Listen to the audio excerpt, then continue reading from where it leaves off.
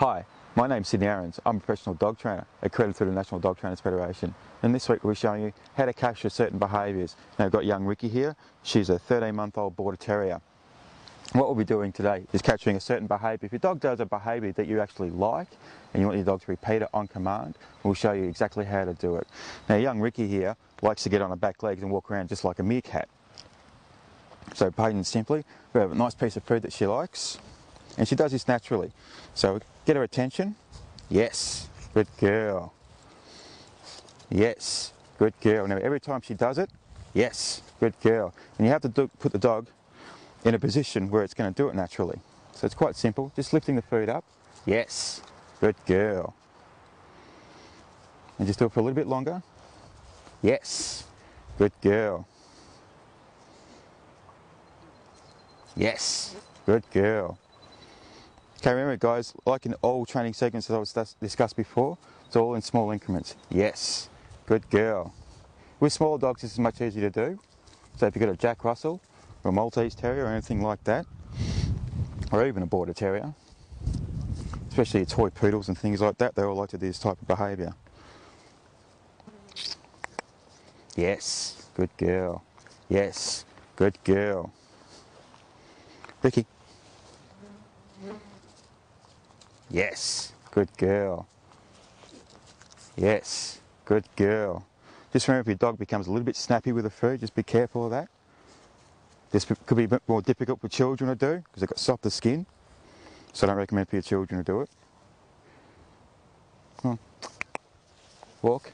Yes, good girl. It's a very easy thing to teach your dog. Yes. Yes, good girl. Remember, try not to drop the food because it's going to go against the objective of what we're trying to teach your dog. So again, go Ricky. Yes, good girl. And always be encouraging with this. Remember, you're capturing a behaviour. This is positive reinforced training technique. If a dog doesn't do it, it's what we call a negative reinforcement. So you're taking the food away. But she's doing it right now, so it's a positive reinforcement. Ricky. Let her taste it. Come on. Even move your hand a little bit so you bring a little bit of prey movement into it. So with dogs that are a bit more prey orientated or ball orientated, this can help a lot. Come on, Ricky. Come on. Up. Yes. Good girl.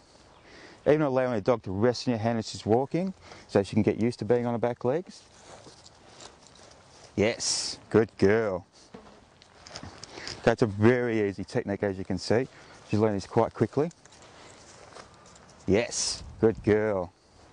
Really easy technique to teach a dog, nothing too difficult. Remember, just small increments. You don't need to keep doing it all day, every day. Your dogs have become very bored of it. But as you can see, she's quite interested in keep going with it. Very food orientated dog. Yes, Ricky.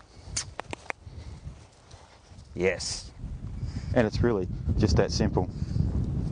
So there's a quick tip I'd like to give you all today. I mean, as you can see on TV here, we've got a very limited amount of time to do it. You're at home, you've got all the time in the world. Remember, just short training sessions, only a few minutes at a time, a lot of quick successes. If your dog does it the first time round, you go to do that, whatever you're going to do, you sit, a drop, you're going to teach your dog to wave, you're going to get the walk on its back feet. If it does it's the best it's ever done it within the first few minutes, or the first time you do it, leave it on that. Come back to it an hour, 2 hours, or the end of the day, or even the next morning. Your dog will remember the success it's had from it. Where if it has a failure, it'll also remember the failure. So try and remember it on a high and remember it on the success, and be calm and be patient. And don't forget to have fun with your dog because they want to have fun with you. And for information or any training tips, or you can contact me through houndtv.com/dog training. We'll see you again next week.